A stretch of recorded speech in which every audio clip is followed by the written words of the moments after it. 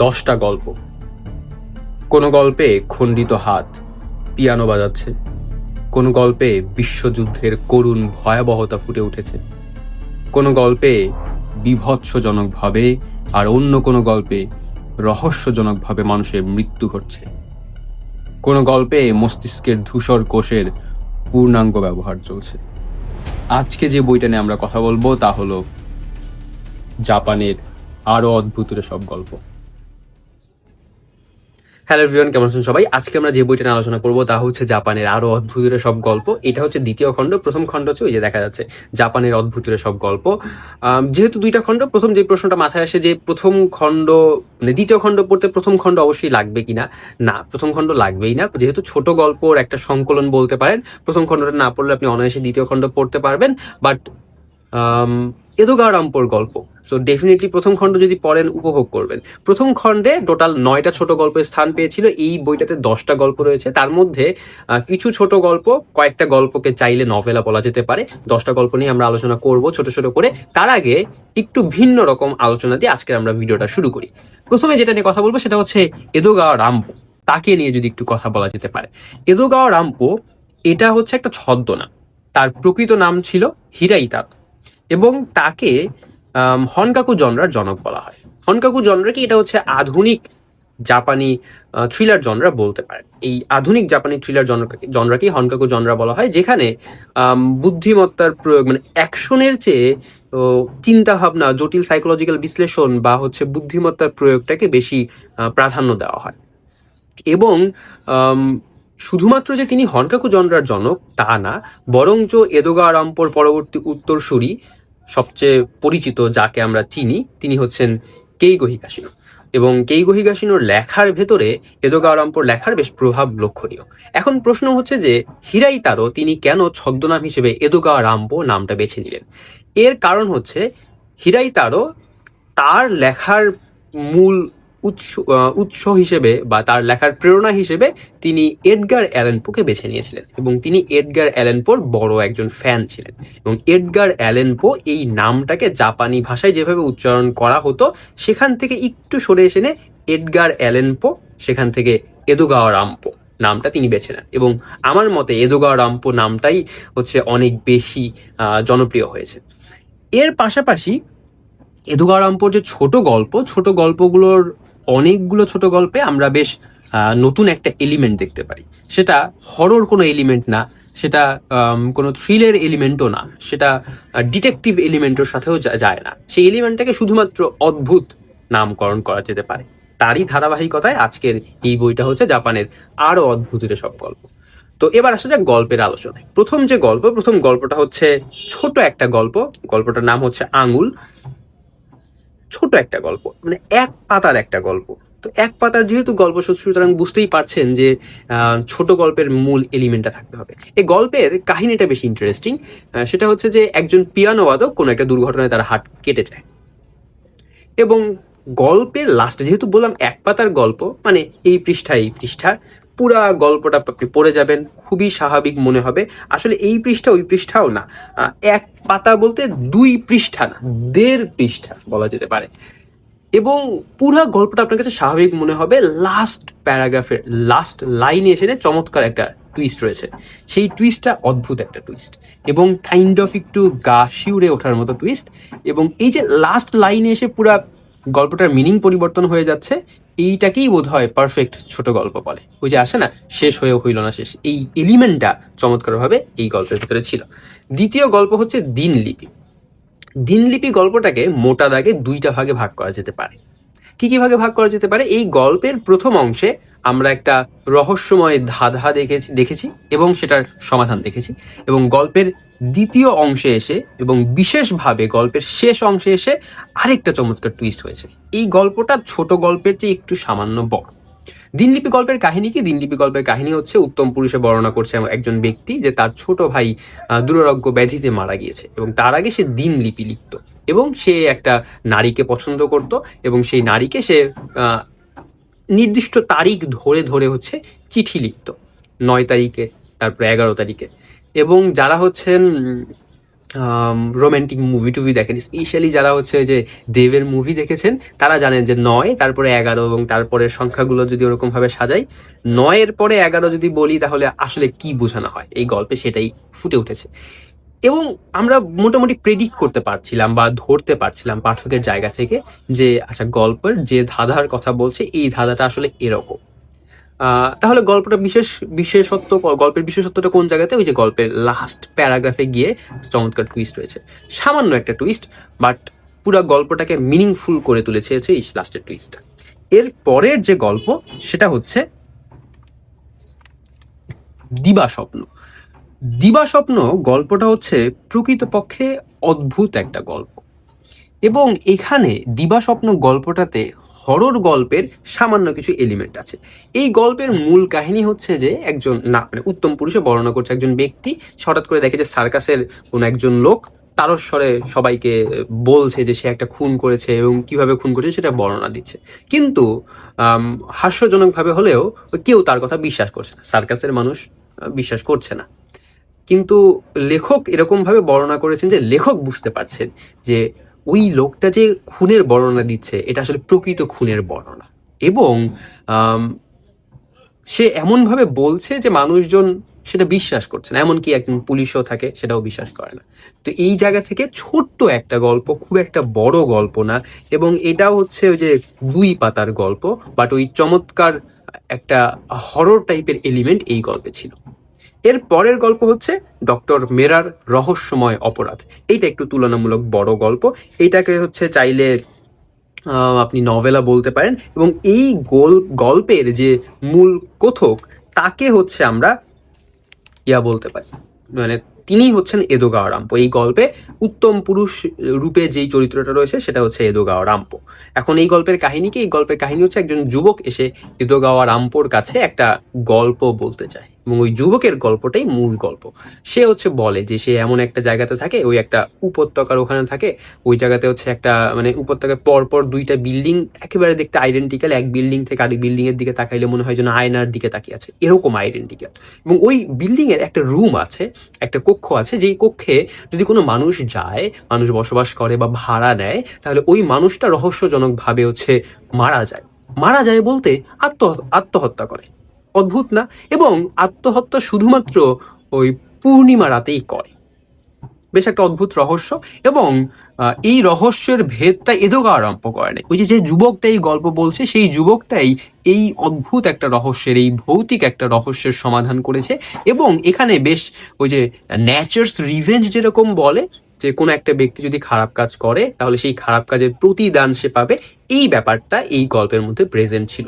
এবং two be honest এই গল্পটাতে unique যে ব্যাপারটা সেটা হচ্ছে যে অপরাধের ব্যাপারটা ইউনিক, তার প্রেজেন্টেশনটা তো ডেফিনেটলি ইউনিক, এবং এই অপরাধটাকে যেভাবে ধরেছে বা পাকড়াও করেছে সেটাও বেশ ইউনিক, এবং আলটিমেটলি এই অপরাধীর যে পরিণতিটা সেই পরিণতিটাও বেশ ইউনিক ছিল।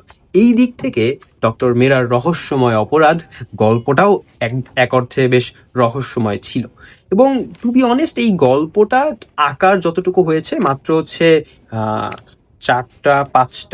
5টা অধ্যায়ে, ছোট ছোট 5টা অধ্যায়ে এই গল্পটাকে বর্ণনা করা হয়েছে। একেবারে পারফেক্ট আকারের গল্প, খুব বেশি যে মেদযুক্ত গল্প ব্যাপারটা এরকম না, আবার এতটাও ছোট গল্প না যেখানে আমরা গল্পটাকে উপভোগ করতে পারবো না। একেবারে পারফেক্ট সাইজের একটা গল্প হয়েছে যেখানে আমরা গল্পটাকে উপভোগও করতে পেরেছি, একই সাথে গল্পটাকে খুব দ্রুত পড়ে শেষ করতে পেরেছি। আচ্ছা, এর পরের গল্প হচ্ছে বিষাক্ত সেই গাছটি। এটাও হচ্ছে ছোট একটা গল্প, এটাকে হচ্ছে আপনি 2.5 পাতার গল্প বলতে পারেন, বা এটাকে বলা যেতে পারে হচ্ছে 1, 2, 3, 4, 4.5 পৃষ্ঠার একটা ছোট্ট গল্প। এই গল্পে উত্তম পুরুষে একজন গল্পের কথক থাকে, সেই কথক হচ্ছে একটা ওই পাহাড়ে যাওয়ার সময় তার বন্ধুর সাথে পাহাড়ে যায়, এবং পাহাড়ে যাওয়ার সময় হচ্ছে একটা অদ্ভুত একটা গাছ দেখতে পারে, এবং সে তার বন্ধুকে বর্ণনা করতে থাকে যে এই গাছের একটা অদ্ভুত চিকিৎসা ক্ষমতা আছে। কি চিকিৎসা ক্ষমতা আছে? এই গাছ হচ্ছে, এই গাছের পাতা যদি কেউ খায় তাহলে তার গর্ভপাত হতে পারে, অ্যাবর্শন হতে পারে। তো তার পরবর্তীতে গল্পের বেশ কিছু রহস্যময় ইন্টারেস্টিং ঘটনা ঘটে, ওইটা আমি আর বলবো না। আমি যে সবগুলো গল্প নিয়ে আলোচনা করছি আমি কোনো গল্পেরই স্পয়লার দিচ্ছি না, জাস্ট হচ্ছে কি এলিমেন্ট গুলো বলতেছি, যেন আপনি গল্পটা পড়লে মানে পড়ার আগ্রহ পান, এবং দ্বিতীয়ত আপনি যদি পড়া শেষ করে এসে ওই ভিডিওটা দেখেন তাহলে কি এলিমেন্টগুলো ধরে নিয়ে আপনি গল্পটার মূল মেসেজটুকু ধরতে পারবেন। আমি সেরকম ভাবে বলছি, এখানে কোনো আমি স্পয়লার দিচ্ছি না। তো ওই গাছটাকেই হচ্ছে বিষাক্ত গাছটি, সেই গাছটি হিসেবে নামকরণ করা হয়েছে। এবং এই গল্পটার মূল ইন্টারেস্টিং ব্যাপার হচ্ছে যে গল্পটাতে কিন্তু রহস্যময় কোনো জিনিস নাই, কোনো ভৌতিক কোনো এলিমেন্ট কোনো কিচ্ছু নাই, একেবারে প্লেন এন্ড সিম্পল একটা গল্প। বাট এই প্লেন এন্ড সিম্পল গল্পের মধ্যেই আমরা হচ্ছে পপুলেশন এক্সপ্লোশনের একটা ভয়াবহ রূপ দেখতে পাচ্ছি। যদিও জাপানে রাইট নাও এইটার অপোজিট চিত্র আমরা দেখি। জাপানে এখন হচ্ছে বার্থ রেট একেবারে নেগেটিভ দিকে চলে গেছে, মানে বার্থ রেট না, সরি, মানে পপুলেশন যে ইনক্রিজ, গ্রোথ রেটটা একেবারে নেগেটিভ দিকে চলে গেছে, এবং হচ্ছে এটাকে আমরা লেট ডিক্লাইনিং ফেজ বলি। যে হচ্ছে পপুলেশন, যে পরিমাণ মানুষজন জন্মগ্রহণ করছে তার চেয়ে বেশি পরিমাণ মানুষজন মারা যাচ্ছে। এটা হচ্ছে জাপানের এবং চীনের একটা প্রকট সমস্যা বর্তমানে। তো এই গল্পটাতে সেটা না, এটা অনেক আগের গল্প। এদোগাওয়া রামপোর আমলটা, মানে সেই দ্বিতীয় বিশ্বযুদ্ধের সময়কার গল্প, তো তার পরবর্তী সময়কার গল্প। তখন ঘটনা ছিল উল্টা, তখন হচ্ছে পপুলেশন অনেক বেশি পরিমাণে ইনক্রিজ করতেছিল, এবং অনেক বেশি যদি মানুষজন থাকে একটা পরিবারের হচ্ছে, যদি হচ্ছে সন্তান অনেক বেশি থাকে, অনেক বেশি বলতে আসলে পাঁচটা ছটার বেশি বলতে যাচ্ছি, এবং তার সাথে সেটার কি কি সাইড ইফেক্ট পড়ে, স্পেশালি মায়ের উপরে কি সাইড ইফেক্ট পড়ে, মায়ের মানসিক কি মানে কষ্টের মধ্যে যেতে হয়, এই গল্পে খুবই সাটেল ওয়েতে, খুবই সামান্য কয়েকটা কথার মাধ্যমে প্রেজেন্ট করা হয়েছে। যে আমি যতগুলো কথা বললাম এটা এক্সপ্লেইন করতে, এতগুলো কথাও বলা হয় নাই গল্পটাতে।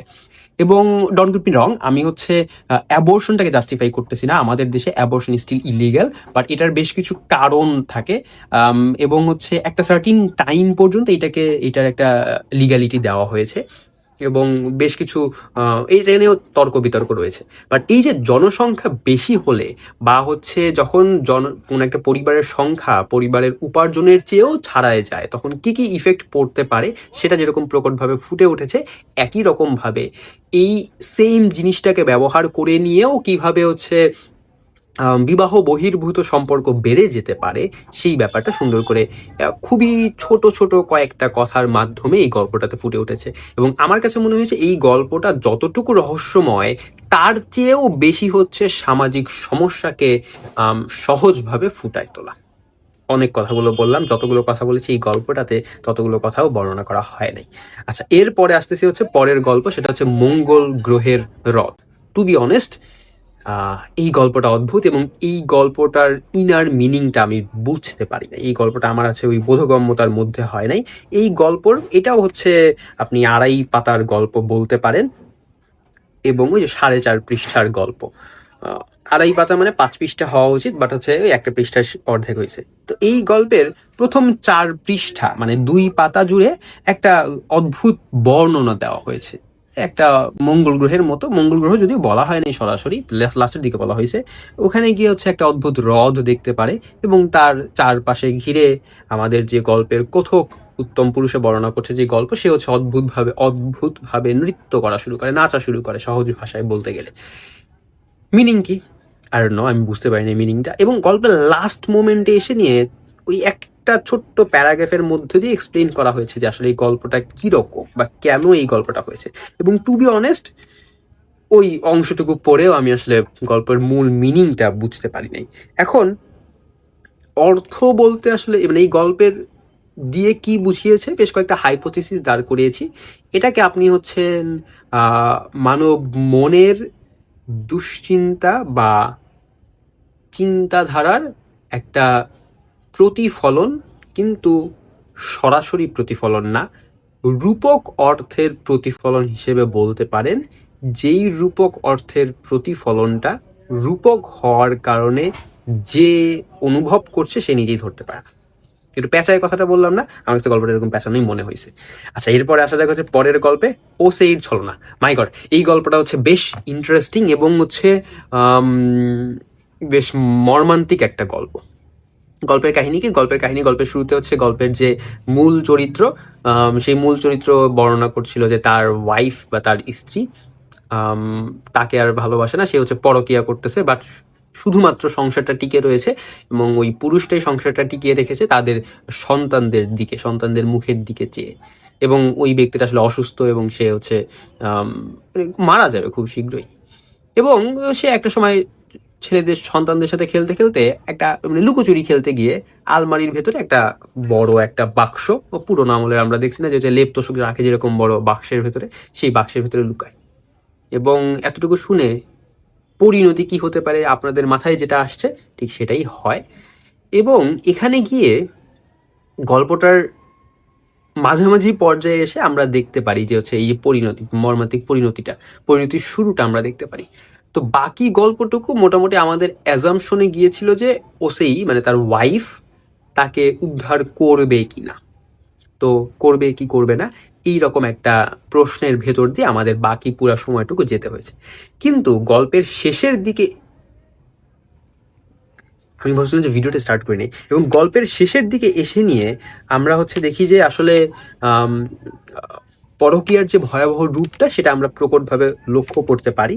এবং তার চেয়েও বড় কথা হচ্ছে যে এই গল্পের মাঝখানে এসে আসলে আমরা টের পেয়েছিলাম যে গল্পের শেষে কি হতে পারে, কিন্তু আসলেই সেটা হবে কিনা বা ওসির বিবেক বোধ জাগ্রত হবে কিনা এই প্রশ্নটাই আসলে আমাদের গল্পের শেষ পর্যন্ত পড়তে উদ্বুদ্ধ করেছে।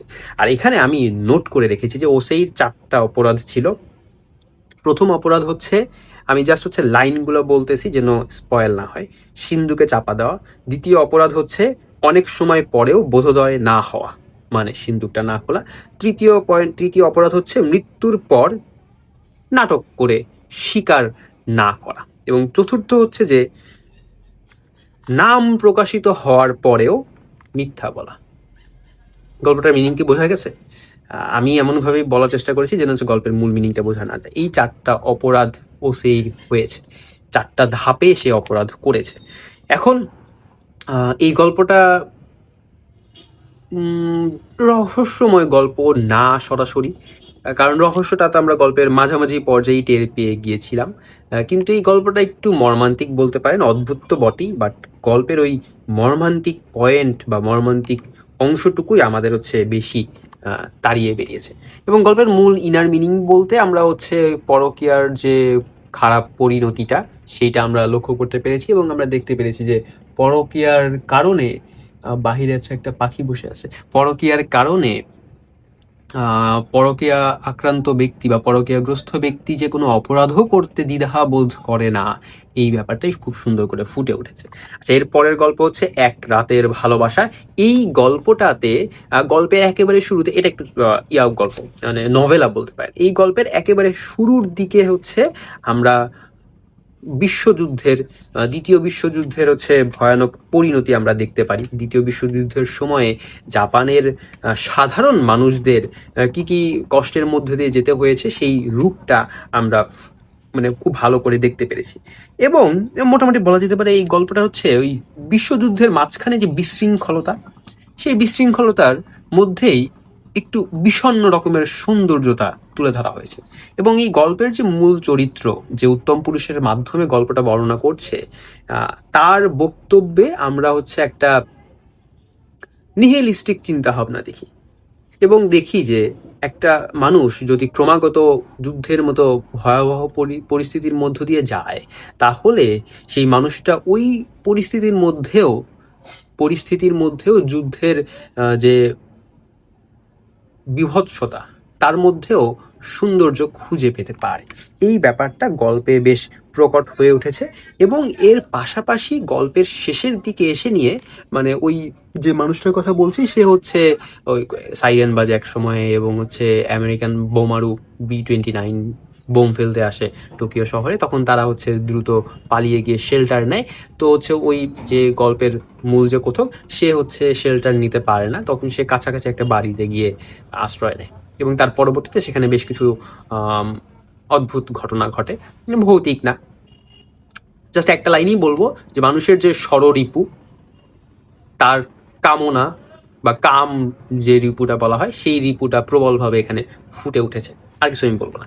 এবং গল্পের 2টা পার্ট, সেকেন্ড পার্টে গিয়ে হচ্ছে আমরা আরো একটা ব্যক্তির পার্সপেক্টিভ থেকে গল্পটা দেখেছি, এবং এই গল্পটাতে মানে মোটামুটি হচ্ছে মানে ওই যে সেকেন্ড ব্যক্তিটার পার্সপেক্টিভ, সেই সেকেন্ড ব্যক্তিটার পার্সপেক্টিভ জাস্ট হচ্ছে একটা পাতার মধ্যেই শেষ হয়ে গিয়েছে। এবং এই গল্পটাতে আমরা একেবারে শুরু থেকে রহস্যটা যে ধীরে ধীরে বিল্ড আপ করা হয়েছে এই ব্যাপারটা আমরা লক্ষ্য করতে পেরেছি। এবং গল্পের লাস্ট ওই একটা পাতার মধ্যে পুরো রহস্যটা খুব সিম্পল একটা রহস্য, সিম্পল একটা ঘটনায় রূপ রূপ নিয়েছে।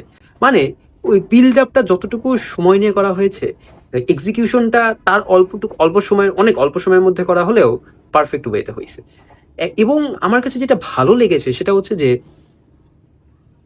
সাধারণত একটা মানুষ যদি ভয় পায় বা হচ্ছে একটা মানুষ যদি প্রবল স্ট্রেসের মধ্য দিয়ে যায়, তাহলে আমাদের নিজেদেরই একটা ইন্ট্রিনসিক ক্যাপাবিলিটি আছে যে আমরা ওই পরিবেশটার সাথে খাপ খাইয়ে নিতে চাই, এবং ওই পরিবেশটা খাপ খাইয়ে নেওয়ার জন্য হলেও আমরা হচ্ছে অনেক সময় ডিলিউশনে ভুগি। এবং ডিলিউশন বলা উচিত না, এটাকে ইলিউশন বলা উচিত। ডিলিউশন ইলিউশনের কমপ্লিটলি ডিফারেন্ট জিনিস। ইলিউশন হচ্ছে একটা erroneous interpretation of something that has an external stimulus. মানে হচ্ছে ধরেন আপনি দড়িকে সাপ মনে করবেন, এরকম। এবং এই ইলিউশনে যে ভোগা ব্যক্তিটার যেই পরিস্থিতির মধ্য দিয়ে গিয়েছে সেটা যে আসলে সহজ একটা পরিস্থিতি ছিল, এইটাই বেশ প্রকটভাবে ফুটে উঠেছে। এই কথাগুলো বলতে গিয়ে আমার কাছে মনে হচ্ছে যে যারা গল্পটা পড়েনি তাদের কাছে এই কথাগুলো একেবারে হেয়ালি মনে হবে এবং রহস্যময় মনে হবে। যদি আপনি বইটা পড়ে না থাকেন, বইটা পড়েন, তারপরে আবার এসে ভিডিওটা দেখেন, তাহলে মিনিংটা বুঝতে পারবেন।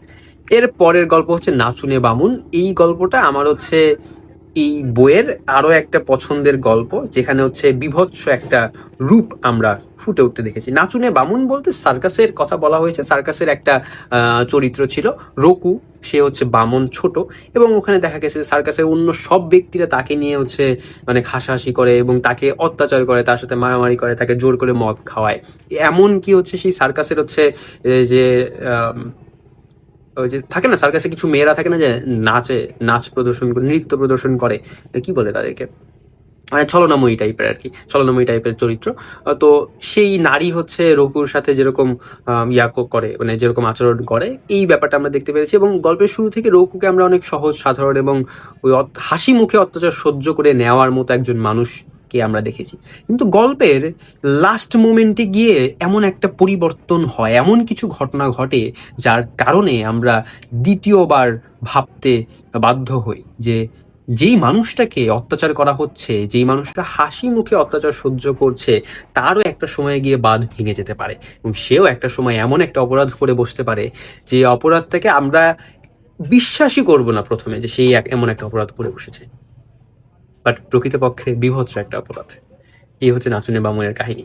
এরপরে হচ্ছে লাস্ট একটা গল্প, সেটা হচ্ছে চিলে কোঠায় লুকোচুরি।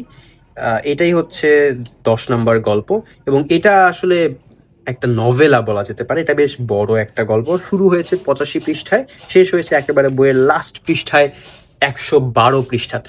এই গল্পের মূল চরিত্র হচ্ছে সাবুরো নামক একজন ব্যক্তি, এবং তার চরিত্রটা প্রথম পৃষ্ঠায় যেরকম ভাবে পোর্ট্রে করা হয়েছে সেটা হচ্ছে যে তার হচ্ছে টাকা পয়সা নিয়ে কোনো আসলে চিন্তা নাই। তার পরিবার থেকে যে মাসোহারা দেয় সেটা দিয়েই তার দিনকাল বেশ ভালোভাবে চলে যায়। এই জন্য সে হচ্ছে বেশ কয়েকটা চাকরি করা শুরু করেছে, বাট আলটিমেটলি সে কোনো চাকরি করতে পারেনি। মানে দেখা যায় যে 1 বছর করে, তারপরে ছেড়ে দেয়, আরেকটা নতুন চাকরি করে, এবং একটা পর্যায়ে গিয়ে সে বোর হয়ে যায়, বিরক্ত হয়ে যায়। এবং এই ফেনোমেননটা আমরা জানি আধুনিক বিশ্বের এই জিনিসটা অনেক বেশি হয়। এবং আমরা লক্ষ্য করতে পেরেছি যে আপনি খেয়াল করে দেখবেন থার্ড ওয়ার্ল্ড কান্ট্রির চেয়ে ফার্স্ট ওয়ার্ল্ড কান্ট্রিতে ডিপ্রেশনে ভোগা মানুষ বা ডিপ্রেশন নিয়ে ঘটনা অনেক বেশি হয়। কেন হয়? তার কারণ একটা মানুষ যখন হচ্ছে তার করার কিছু থাকে না, তার হচ্ছে টাকা পয়সার কোনো চিন্তা থাকে না, এবং সে যখন কোনো স্ট্রাগলের মধ্য দিয়ে যায় না, তখন সে প্রকৃতপক্ষে লাইফের ওই মিনিংটা হারিয়ে ফেলে। এবং একটা পর্যায়ে গিয়ে তার কাছে হচ্ছে পুরা জীবন সবকিছুকে মানে বোরিং মনে হয়। এবং এইটার পরবর্তী রূপ হইতে পারে দুইটা জিনিস। এক হচ্ছে ওই মানুষটা এইদার অপরাধ প্রবণ হয়ে উঠবে, গোপনে অপরাধ করবে এবং ওই অপরাধ করেই সে মানসিক তৃপ্তি পাবে, এবং দ্বিতীয়ত হচ্ছে সে নিজেই আত্মহত্যা করবে। এরকম ঘটনাই নর্মালি হয়। এই বইটাতে আমরা ঠিক তেমনটাই দেখেছি যে সাবুরো সে হচ্ছে অনেক বোর হয়ে যায়, সে নিত্য নতুন হবি খুঁজে বের করে, এবং সে একটা পর্যায়ে গিয়ে সে অপরাধ নিয়ে ব্যাপক পড়াশোনা শুরু করে। এবং এই বইটাতে আকেচি নামক একটা চরিত্রের কথা বলা হয়েছে। আকেচি হচ্ছে প্রাইভেট ডিটেকটিভ এবং প্রথম বইয়ের মনস্তাত্ত্বিক পরীক্ষা নামে একটা গল্প ছিল এবং সেই গল্পে যে আকেচি নামে একটা চরিত্র ছিল এবং সে মেইনলি যে মনস্তাত্ত্বিক পরীক্ষা থেকে মূল রহস্যটা বের করে নিয়ে আসে, সেই একই চরিত্র একই ডিটেকটিভ আমরা এই বইটাতে এই গল্পটাতে লক্ষ্য করেছি।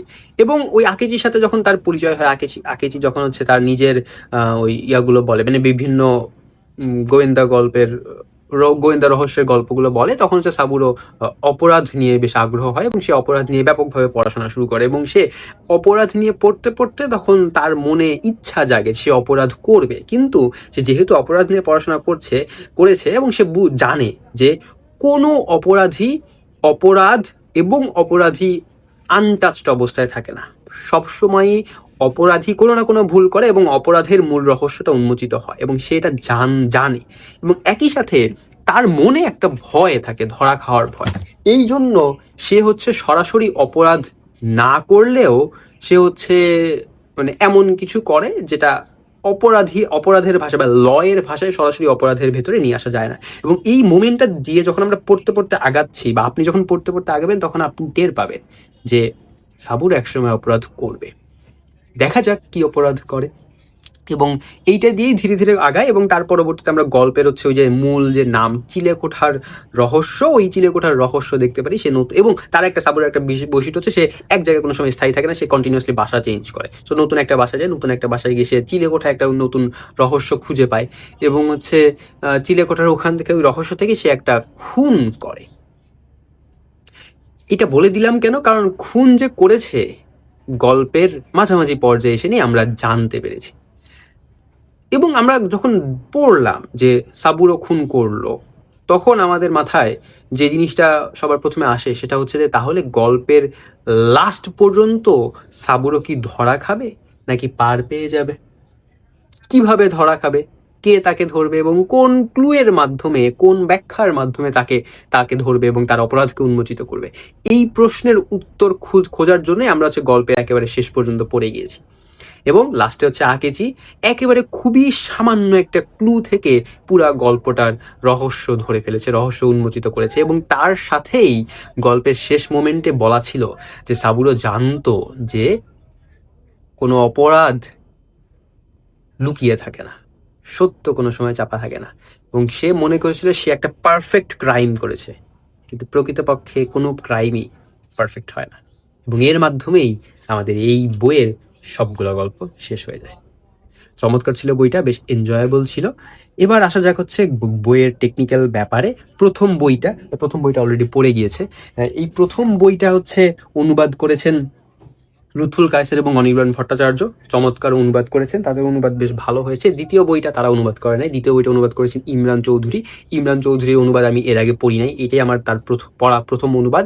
এবং অনুবাদের কথা বলতে গেলে আসলে বেশ ভালো অনুবাদ হয়েছে, ঝরঝরে অনুবাদ হয়েছে, অনুবাদ নিয়ে আমার কোনো কমপ্লেন নাই। এবং আমার কাছে মনে হয়েছে যে তিনি যেহেতু অনুবাদের দিকে আসছেন, খুব যে নতুন তাও না, খুব পুরনো তাও না, তিনি বেশ, তার মনে হয় আরও দুই একটা গল্প দেখেছিলাম, যদিও পড়া হয় নাই। এবং নতুন অনুবাদকদের মধ্যে অনুবাদটা নিখুঁত করার প্রবণতা থাকে, এই প্রবণতাটাও তার মধ্যে ছিল। এবং যে জিনিসটা আমার কাছে ভালো লাগছে সেটা হচ্ছে যে খুব জটিল শব্দের ব্যবহার করে অনুবাদটাকে ভারী করে তোলার একটা ইনসেন্টিভ থাকে, ওই প্রবণতাটা তার মধ্যে নাই। এবং খুব সহজ ভাষায়, খুব সাধারণ ভাষায় হচ্ছে অনুবাদ করা হয়েছে। কারণ এটা সরাসরি জাপানিজ ভাষা থেকে অনুবাদ করা হয় নাই, এটা হচ্ছে ইংলিশ একটা বই ছিল। এই ইংলিশ বইটার নাম হচ্ছে Japanese tale of mystery and imagination, সেইটা থেকে হচ্ছে এই প্রথম বইটা অনুবাদ করা হয়েছিল। তার পরবর্তীতে আরো 10টা গল্প খুঁজে বের করা হয়, সেখান থেকে হচ্ছে এই গল্পটা অনুবাদ করা হয়েছে, পারফেক্ট অনুবাদ হয়েছে। এবার যে কয়েকটা হচ্ছে আরেকটা জিনিস নিয়ে একটু আলোচনা করতে যাচ্ছি, তার আগে একটু টেকনিক্যাল জিনিসগুলো বলে নেই। এটা হচ্ছে প্রকাশিত হয়েছে জুন মাসে, নটিলাস প্রকাশনীর বই, এবং এটার প্রচ্ছদ করেছেন আরাফাত করিম, সম্পাদক হচ্ছেন সালেহ আহমেদ মুবিন। প্রচ্ছদটা নিয়ে আমি একটু আলাদাভাবে কথা বলবো। এই যে প্রচ্ছদে যে হচ্ছে 10টা ছবি অনেকগুলো ছবি দেখতে পাচ্ছেন, এই ছবিটাতে আপনি যদি প্রথম গল্পগুলো পড়া শুরু করেন তাহলে বুঝে যাবেন যে সবগুলো গল্পের সাথে এই ছবিগুলোর বেশ লিঙ্ক আছে। কিন্তু এখানে একটা কিন্তু আছে, সবগুলা গল্পের সাথে কোন ছবির লিঙ্ক এইটা আমি একেবারে এক্স্যাক্টলি 100% শিওর করে ধরতে পারিনি। কিছু গল্প আছে যেই গল্পের সাথে প্রচ্ছদের এলিমেন্টের লিঙ্ক একেবারে 100% আপনি শিওর হবেন। যেমন এই যে এইটা হচ্ছে প্রথম গল্প যেটা ছিল আঙুল, তার সাথে লিঙ্ক আছে। এইটা হচ্ছে ডক্টর মেরার রহস্য, তার সাথে লিঙ্ক হবে। তারপরে এইটা হচ্ছে দিনলিপি গল্পটার সাথে লিঙ্ক হবে। এটা মোটামুটি ধরতে পারা গেছে। আবার কিছু গল্পের সাথে হচ্ছে একটু কনফিউজিং ছিলাম যে হচ্ছে আসলে কি এটা হয়েছে কি নাকি হয় নাই। যেমন এই গল্পটা ওসেইর ছলনা, এইটাও হইতে পারে। আবার হচ্ছে এই গল্পটা হচ্ছে যে নাচুনে বামুন, সেটাও গল্পের সাথেও মিল হইতে পারে। তারপরে হচ্ছে যে এই গল্পটা, এইটা হচ্ছে যে 8 নম্বর গল্প লিখে রাখছে আর 8 নম্বর গল্প হচ্ছে যে এক রাতের ভালোবাসা, সেটার সাথে মিল হইতেও পারে আবার নাও হইতে পারে। মানে কিছু কনফিউজিং ছিল। আবার ধরেন হচ্ছে এই গল্পটা হচ্ছে 1 2 3 4 5 এই বিষাক্ত সেই গাছটা, এই গল্পটা মনে হয়েছে যেহেতু কান্না করতেছে তাহলে হয়তো বা ওই যে ইয়ার কারণে, এই অতিরিক্ত সন্তান হওয়ার কারণে, অর্থ কষ্টের কারণে কান্না করছে, এটা মনে হয়েছে। নাও হইতে পারে, অন্য কোনো ব্যাখ্যাও থাকতে পারে। আবার কিছু গল্প যেমন হচ্ছে যে মঙ্গল গ্রহের হ্রদ ওই গল্পটার সাথে কোন প্রচ্ছদে কোন এলিমেন্টের মিল আছে এটা সরাসরি বুঝতে পারিনি। আবার এখানে কিছু এলিমেন্ট আছে যেমন ঘোড়ার এই এলিমেন্টটা, এটা কোন গল্পের সাথে মিল আছে এটাও বোঝা যায়নি। মানে এখানে কিছু ছবির এলিমেন্ট পাইছি যেটা হচ্ছে গল্পের সাথে সরাসরি মিল আছে, কিছু এলিমেন্ট পাইছি যেগুলো হচ্ছে কনফিউজিং ছিলাম যে কোনটার সাথে মিল হইতে পারে, আর কিছু এলিমেন্ট পাইছি যেখানে হচ্ছে কোনো মিলই পাইনি। আবার গল্পগুলোর ক্ষেত্রে যদি আমরা বলি যে কিছু গল্পের এই কোন এলিমেন্ট আছে সেটাও মিল পাইছি, কিছু গল্প কনফিউজ ছিলাম, এবং কিছু গল্পের এলিমেন্ট এখানে পাইনি। মানে একটু প্যাচালো বা মিশ্র টাইপের ব্যাপার। এই হচ্ছে প্রচ্ছদ নিয়ে কাহিনী। আর হচ্ছে গল্পের লাস্টের দিকে হচ্ছে একটা ছোট্ট করে একটা মাছের কথা দেওয়া হয়েছে এবং মাছের এখানে একটা ডেডলি সাইন দেওয়া হয়েছে। এই হচ্ছে প্রচ্ছদটা বেশ পারফেক্ট প্রচ্ছদ মনে হয়েছে, রহস্যময় প্রচ্ছদ, অদ্ভুত একটা প্রচ্ছদ। এই হচ্ছে জাপানের আরো অদ্ভুতের সব গল্প। এই ভিডিওটা আমরা হচ্ছে লম্বা ফরম্যাটে করছি কারণ ইদানিং খেয়াল করতেছিলাম যে হচ্ছে এরকম পাশাপাশি হরাইজন্টালি ভিডিও করলে ফেসবুক থেকেই বারবার আসে যে হচ্ছে আপনার ফরম্যাটটা 9:16 রেশিওতে করলে বেটার হবে। তো 9:16 রেশিওতে করে দেখি ভিডিওটা কেমন হয়। কমেন্ট করে জানাবেন কোনটা আপনার পছন্দ হয়। আপনার হচ্ছে 16:9 এই ফরম্যাটটা পছন্দ নাকি হচ্ছে এরকম লম্বা ফরম্যাট পছন্দ, কমেন্ট করে জানিয়ে দিবেন। এই দুইটা বই পড়েছেন কিনা সেটা কমেন্ট করে জানিয়ে দিবেন। এবং বই রিলেটেড কন্টেন্ট পেতে চোখ রাখুন the brown storyteller Facebook পেজে। দেখা হবে অন্য কোনো একটা ভিডিওতে, অন্য কোনো একটা এপিসোডে, অন্য কোনো একটা বই নিয়ে। Until then, science of.